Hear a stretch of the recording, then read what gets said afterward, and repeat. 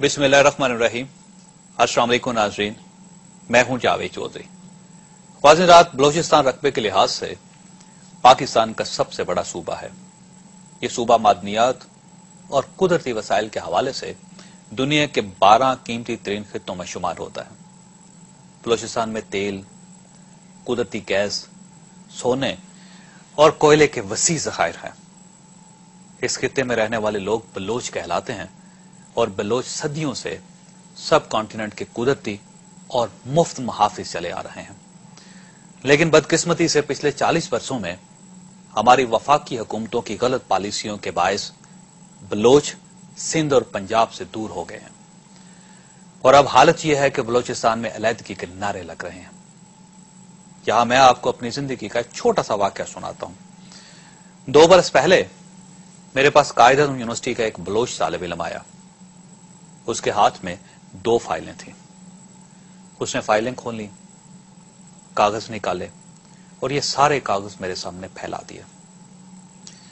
उसने एक कागज उठाया और मेरी तरफ लहरा कर बोला, सर ये इस्लामाबाद शहर का बजट है। सीडीए के चेयरमैन ने 21 अरब 23 करोड़ 80 लाख रुपए के बजट का ऐलान किया है। अगले बरस इस्लामाबाद के 15 प्रोजेक्ट्स पर इन 23 अरब रुपयों के अलावा 19 अरब 12 करोड़ रुपए भी खर्च होंगे। इस 19 अरब 12 करोड़ रुपए से ऐवान सदर में एक कॉलोनी तामीर की जाएगी। ऐवान सदर में पुलिस के लिए रहायशगाहें बनाई जाएंगी। कौमी असम्बली के स्पीकर का घर बनेगा। पार्लियामेंट हाउस का एयर कंडीशनिंग सिस्टम अपग्रेड किया जाएगा।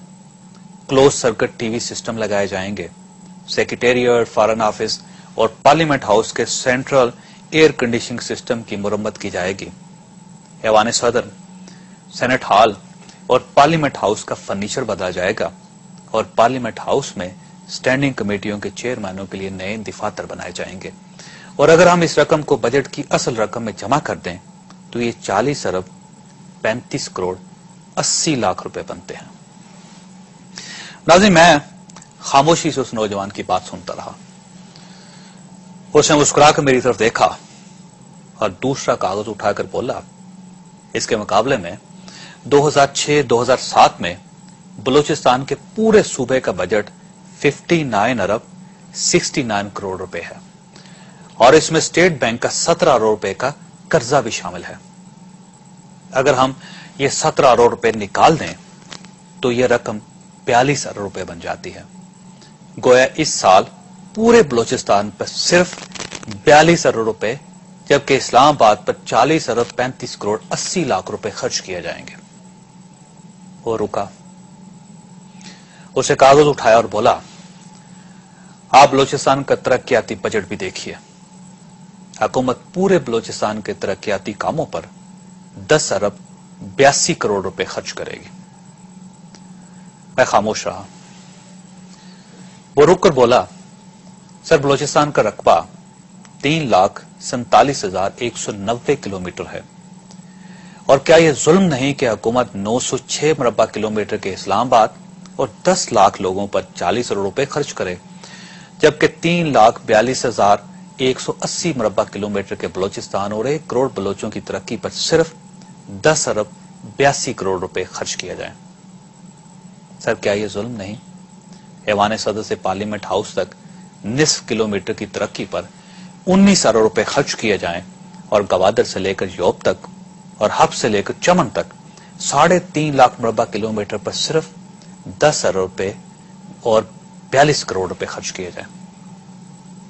वो रुका, उसने सांस लिया और फिर मुस्कुरा कर बोला, लेकिन सर इसके बावजूद जब भी हम लोग बोलते हैं तो आप लोग हमें गद्दार कहते हैं, आप हमें कौम परस्त का खिताब दे देते हैं।